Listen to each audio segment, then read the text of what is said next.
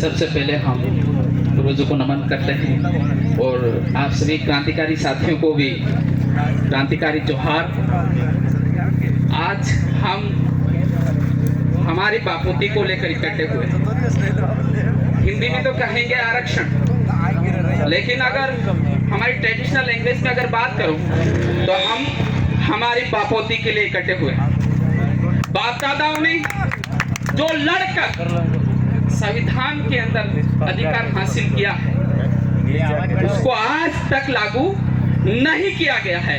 उसको लागू करवाने के लिए हम सब लोग यहाँ इकट्ठे हुए। आज का जो मीटिंग है, आज का जो सम्मेलन है, इसका मुख्य एजेंडा यह है। आरक्षण का मतलब समझना है। आरक्षण का मतलब ना सिर्फ नौकरी, आरक्षण का मतलब आत्मनिर्भरता, स्वाभिमान, शान।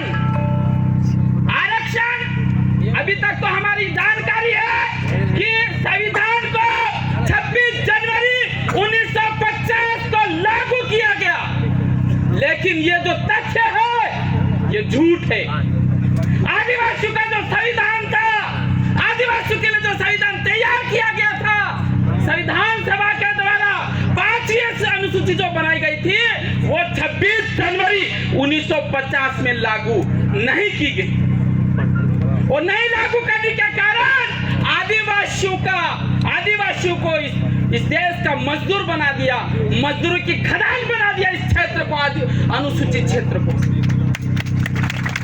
एक बात आपको समझना है, यदि 26 जनवरी 1950 को आरक्षण लागू हुआ होता तो आज मैं ये कौन दावे के साथ कह सकता हूं कि आज की तारीख में हमारा कोई भी परिवार बेरोजगार नहीं होता। हर परिवार को एक अच्छा पक्का घर और आज की तारीख में गाड़ी और स्वाभिमान के साथ जिंदगी जी रहा होता। आज इतना हमारे साथ डर था। I want to ask everybody you, मैं सभी से पूछना चाहता हूं, और यह प्रश्न, यह सवाल उन नेताओं से भी करिए कि आदिवासियों का जो आरक्षण था, आदिवासियों का जो संविधान था, आदिवासियों की 5वीं अनुसूची थी, वो कब लागू की गई? जवाब नहीं मिलेगा, उनको जवाब नहीं मिलेगा। आदिवासियों की जो 5वीं अनुसूची है, आदिवासियों का जो आरक्षण है, वो आज तक लागू नहीं किया गया है। तो उससे पहले थोड़ा सा लागू किया 1981 के अंदर, थोड़ा सा वोट के मुंह में जीरा। क्या हुआ उसमें? तो इतने सालों तक 1950, 1960, 1970, 30 सालों तक इस क्षेत्र के अंदर, इस क्षेत्र का जो जमीन था, जंगल था, पानी था और नौकरियां थी, उसके ऊपर किसने खाया? वह किसने खाया? आप समझ रहे हो? वह किसने खाया? किसने खाया होगा ना?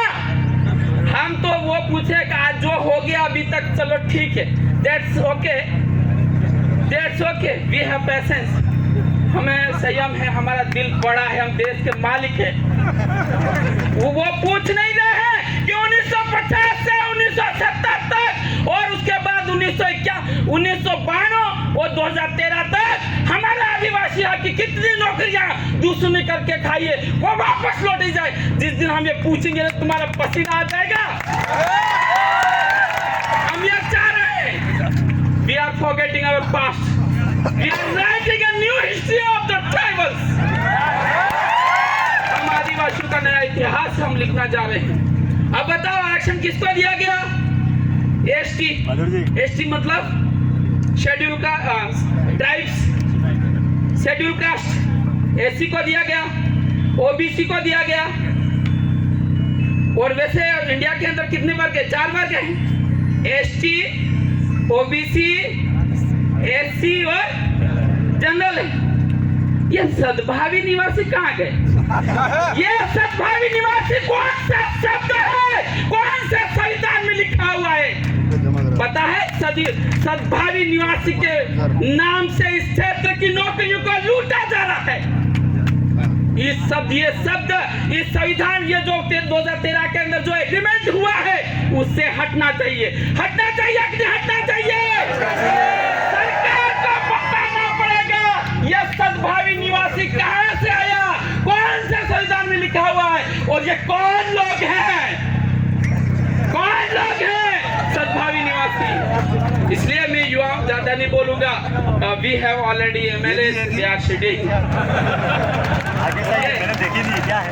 तो मैं युवाओं से यही कहना चाहता हूँ, आपसे अपील करना चाहता हूँ, मेरे भाई और बहनों से, जो जयपुर में रह के पढ़ाई कर रहे हैं, जो उदयपुर रह के पढ़ाई कर रहे हैं, जहाँ कहीं भी जिला मुख्यालय पर रह के पढ़ाई कर रहे हैं, 10-10 घंटे पढ़ाई कर रहे हैं, सिर्फ पढ़ाई करने से नौकरी हासिल नहीं होगी। 1 घंटा आपको आपके हक अधिकार और 5वें अनुसूची के लिए निकालना पड़ेगा, लड़ना होगा, तभी जाके आप हमारी बात होती। हमारे अंदर अगर खून है तो बिरसा मुंडा का है, टंट्या भील का है, कालीबाई कलासुआ का है, पूजा भील का है, वहाँ वो उनके वंशज हैं। और आज की संतानें मुंह नीचा करके घूम रही है। क्या हम उनके संतानें हैं या नहीं है? तो इससे आरक्षण रैली का अनुसूचित क्षेत्र में जो आरक्षण हमारे लिए 244 से 5वीं अनुसूची के तहत जो निहित किया गया है, उसके लड़ना होगा। और जब भी आप शादी करो नौजवान साथियों, आपकी कंकु पत्री इनविटेशन लेटर, उस पर 5वीं अनुसूची 244 से 1 के तहत आरक्षण लागू हो, ऐसा नारा हर जगह लिखा जाए। मिशन आरक्षण को लेकर हमें लड़ना होगा। और एक नारा दूंगा, do and die, do and